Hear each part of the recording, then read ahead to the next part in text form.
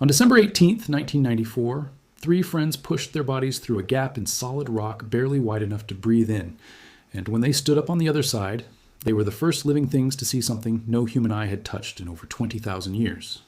What they found inside would force scientists to throw out everything they thought they understood about the minds of our ancestors.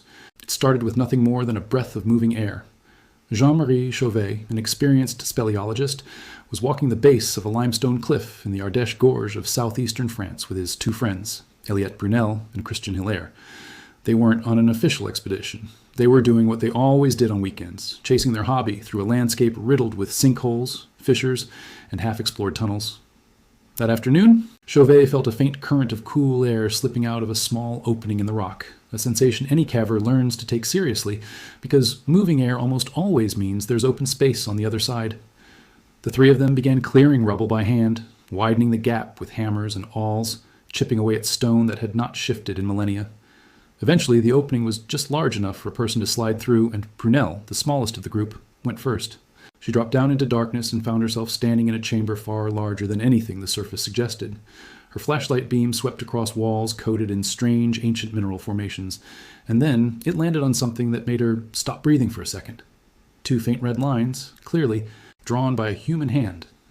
She called back to the others that people had been there before them. At first, they assumed the marks might be relatively recent, maybe a few centuries old at most, but as they moved deeper and their lights caught more of the walls, that assumption collapsed. There were mammoths. There were lions with red dots sprayed near their muzzles. There was a fire pit in the center of one chamber, its ashes crystallized into the floor, untouched since the last person had walked away from it. None of what they were looking at resembled anything modern. It looked old in a way that felt almost impossible. Within days, French heritage officials were notified, and by December 29th, Jean Klotz, one of the country's leading experts in Paleolithic art, arrived to examine the site in person. He didn't need long to recognize what he was looking at. The cave was authentic, and it was unlike anything discovered before it. The French Ministry of Culture held an official press conference the following month, and the cave was given the name Chauvet, after the man who had first noticed that draft of air, even though it belonged just as much to Brunel and Hilaire, who stood beside him at the crack in the cliff. The location itself turned out to matter almost as much as what was inside it. The cave sits above what used to be a curve of the Ardèche River, in a stretch of gorges near a natural stone arch called the Pont d'Arc. Today, it's protected as part of the Mont d'Ardèche Natural Regional Park, and in June 2014, UNESCO added Chauvet Pont d'Arc to its list of World Heritage Sites, citing it as one of the most exceptional collections of prehistoric art anywhere on the planet. But the paintings themselves were only half the mystery. The other half was a question that would take scientists years and multiple dating techniques to answer properly. How had a cave this large, filled with this much fragile material, survived completely untouched for tens of thousands of years? The answer turned out to be geological and violent. At some point in the past, a section of the cliff above the cave's original entrance gave way. Massive slabs of limestone sheared off and crashed down, burying the passage that led inside. For a long time, researchers debated exactly when this happened. Early estimates, based on uranium-thorium dating of mineral deposits that had formed on top of the rockfall, could only establish a rough minimum age, complicated by the fact that mineral growth essentially stalls during extremely cold glacial periods, which makes that particular clock unreliable for this stretch of time. To get a more precise answer, scientists eventually turned to a completely different method, measuring the buildup of a rare isotope called chlorine-36 inside the exposed rock surfaces of the rockfall itself. Because that isotope only accumulates once a rock surface is exposed to cosmic rays from above, it let researchers calculate almost exactly how long ago each chunk of stone had broken free and landed. Combined with more than 80 radiocarbon dates pulled from charcoal, burned bone, and torch wipe marks scraped along the cave walls, a clear picture started to form. Humans used Chauvet during two distinct windows of time. The first stretch ran from roughly 37,000 to 30,500 years ago.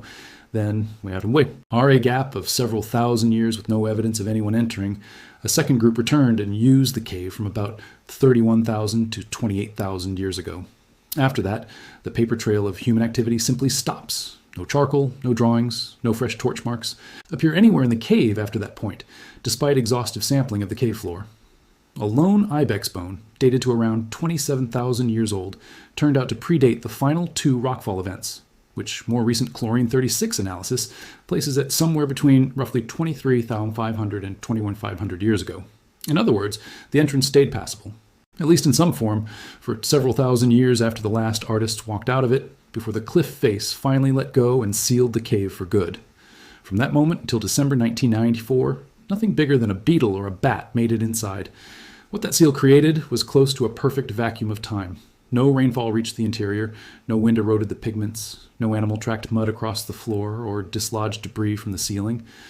The temperature and humidity inside stayed remarkably stable for over 20,000 years, insulated from every seasonal swing happening on the surface just a few dozen meters away.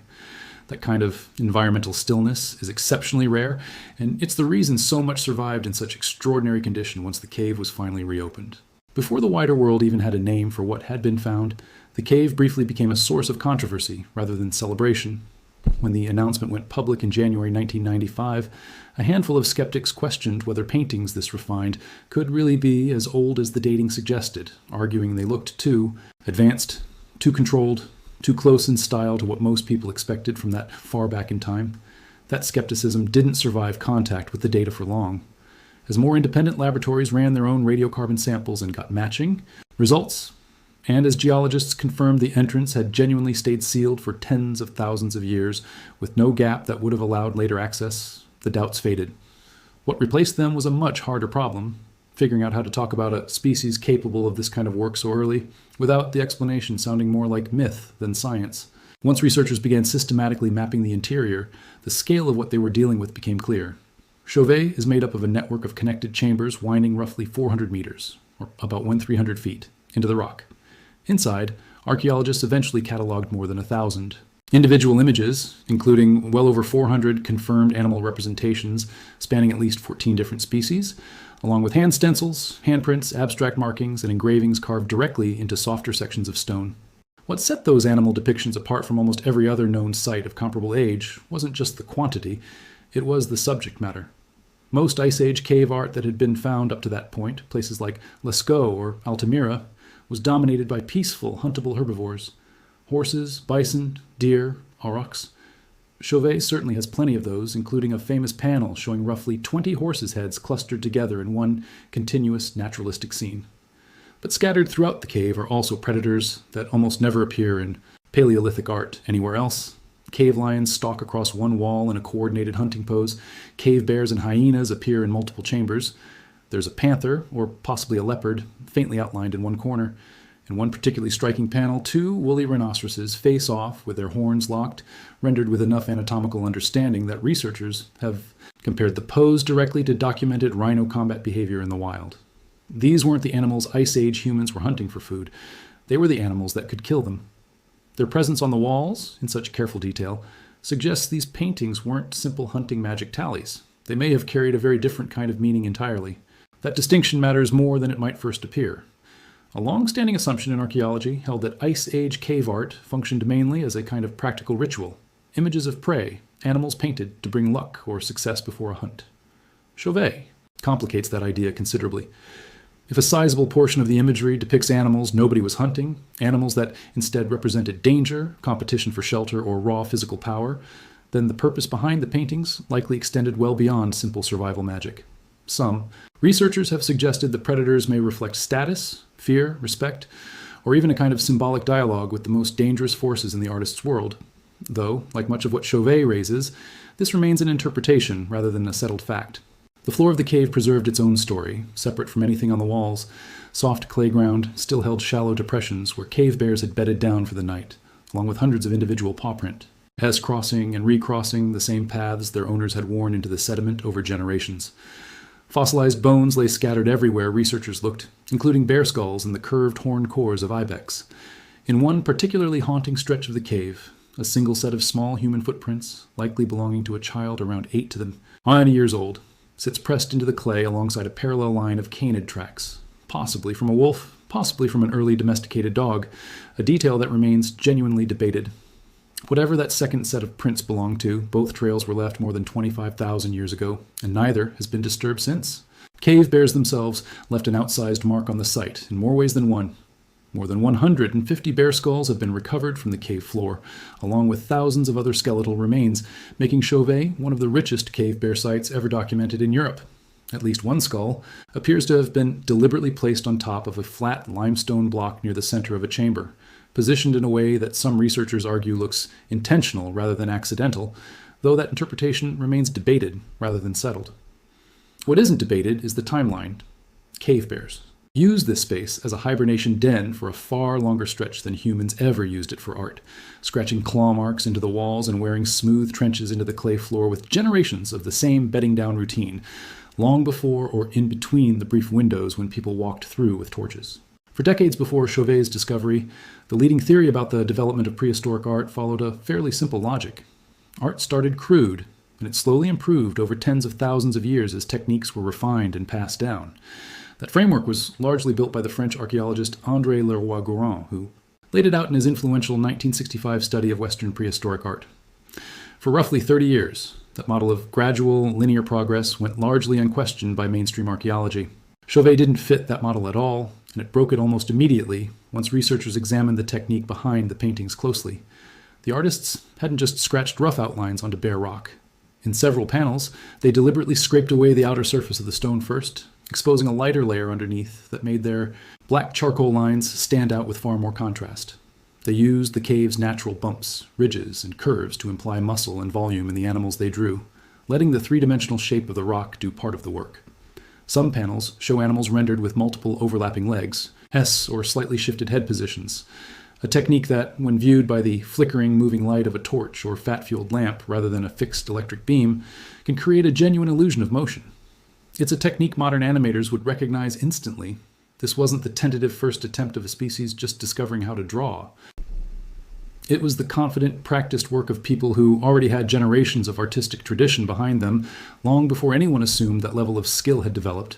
Pinning down the actual age of the paintings was the piece of evidence that eventually forced the scientific community to accept just how far back that skill went. Researchers collected charcoal samples directly from the black drawings themselves, along with torch wipe marks and burned bone fragments from the cave floor, and ran them through radiocarbon dating. By the early 2010s, more than 80 separate radiocarbon results had been compiled from the site. A major study published in the Proceedings of the National Academy of Sciences in 2012, later refined by additional Bayesian statistical modeling and cross-checked against independent thermoluminescence dating of fire-reddened wall fragments, confirmed that human activity in the cave stretched back to the Aurignacian period, the earliest known culture of anatomically modern humans in Europe. Some of the oldest black drawings in the cave have now been dated to approximately 36,000 years ago, making them among the earliest confirmed figurative artworks discovered anywhere on Earth. That number placed Chauvet more than 15,000 years earlier than Lascaux, the cave in the Dordogne region of central France that had previously been treated as something close to the gold standard of ice. Age art. Lascaux's paintings, discovered in 1940 by a group of teenagers chasing their dog into a hole in the ground, date to roughly 17,000 years ago. Chauvet's oldest imagery predates that by nearly 2 full millennia longer than the entire span separating Lascaux from the present day. The timeline that archaeologists had relied on for decades needed a fundamental rewrite, and it raised a much bigger question than just one cave's age. If people living through the depths of the last ice age, hunting dangerous megafauna to survive, freezing through winters far harsher than anything most of us will ever experience, were already capable of shading, layering perspective, and creating the illusion of movement on a rock wall 36,000 years ago, then the old idea of primitive early humans slowly fumbling their way toward basic competence simply doesn't hold up. These were fully modern human minds, operating with a level of symbolic sophistication that some archaeologists argue we still haven't fully caught up to appreciating. Notably, there's very little evidence that anyone actually lived in Chauvet for extended periods. Archaeologists haven't found the thick, layered debris fields typical of long-term habitation sites. No built-up trash deposits, no worn living floors clustered permanently around a hearth, no signs of repeated day-to-day domestic activity. What they have found, instead, points toward something more deliberate and occasional. Many researchers now believe Chauvet functioned as a site for specific, purposeful visits, possibly tied to ritual, ceremony, or some form of belief system we can only partially reconstruct, rather than as anyone's home. One detail makes that idea feel unusually personal, almost close enough to touch. Scattered across different chambers of the cave are dozens of handprints and hand stencils, some created by pressing a paint-coated palm directly onto the stone, others formed by placing a hand flat against the wall and blowing pigment around it to leave a negative silhouette. Researchers studying these prints noticed something remarkable. One individual, identifiable by a distinctively curved little finger, left prints in multiple separate locations throughout the cave system. That detail means it's possible to trace a single specific person's movement through total darkness, more than 30,000 years after they walked it, using nothing but the unique shape of their own hand. Even with a discovery that intimate, plenty of foundational questions about who these people actually were remained completely open. Deep in the cave's furthest chamber hangs one of its strangest images, a composite. Figure combining the lower body of a woman with the head and front legs of a bison, painted onto a triangular section of rock that hangs down from the ceiling like a natural pendant. Archaeologists still debate what it was meant to represent, whether it reflects an early mythological or spiritual belief, a specific story passed down through a community, or something else entirely that may simply be lost to time. There's also the unresolved matter of the two separate groups who used the cave roughly 5,000 years apart. Whether the second group knew anything about the people who painted there before them, stumbled onto the same cave independently, or belonged to some connected cultural lineage passed down across that span, is still genuinely unknown. 5,000 years is a long time by any measure, roughly the same distance that separates the earliest Egyptian pyramids from the present day, which makes any direct memory or oral tradition connecting the two groups seem unlikely on its face.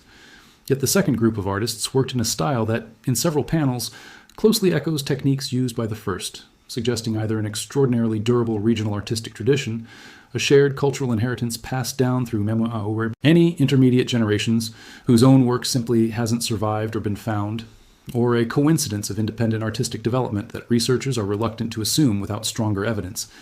Once it became clear that a site this sophisticated could exist this early, researchers naturally began asking whether Chauvet was a total anomaly or simply the first example anyone happened to stumble across. Starting in 2008, teams were King, under the broader Grand Sites Ardèche research program, began surveying other rock shelters and caves scattered throughout the same gorge system. One nearby site, known as Baume Vallon Pont d'Arc, or Smetimez, discussed alongside the Grotte des Deux Ouvertures, showed stylistic similarities that hinted at a connected artistic tradition operating across more than one location in the region, not an isolated event confined to a single cave. That broader survey work is slow-going by necessity, since each new site requires its own independent day, ting and careful mapping before any meaningful comparison can be trusted.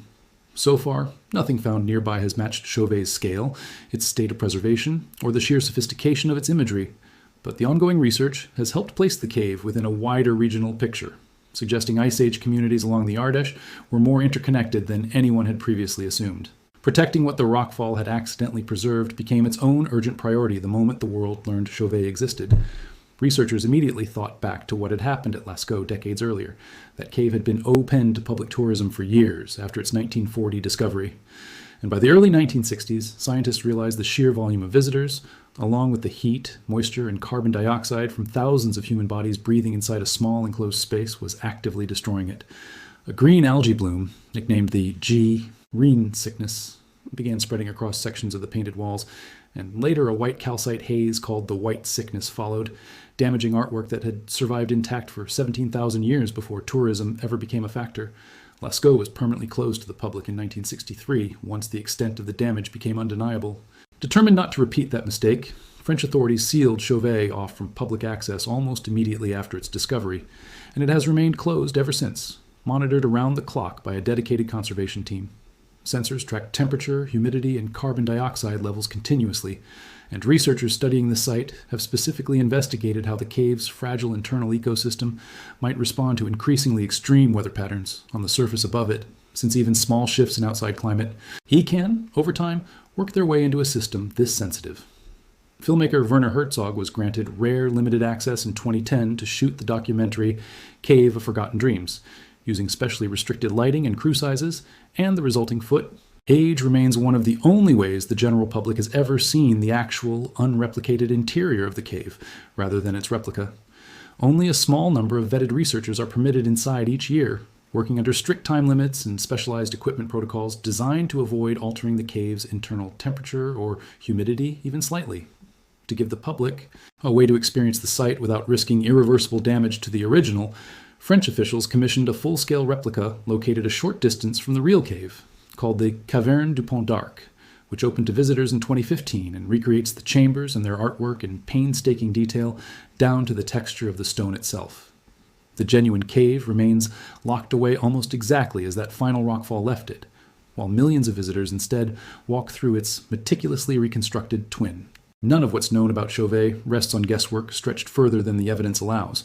Every detail traces back to peer-reviewed radiocarbon studies, independent thermoluminescence and chlorine-36 dating, detailed geological surveys of the collapsed entrance, and decades of careful, cross-disciplinary fieldwork carried out by research teams across multiple French institutions, published and re-examined repeatedly since the mid-1990s.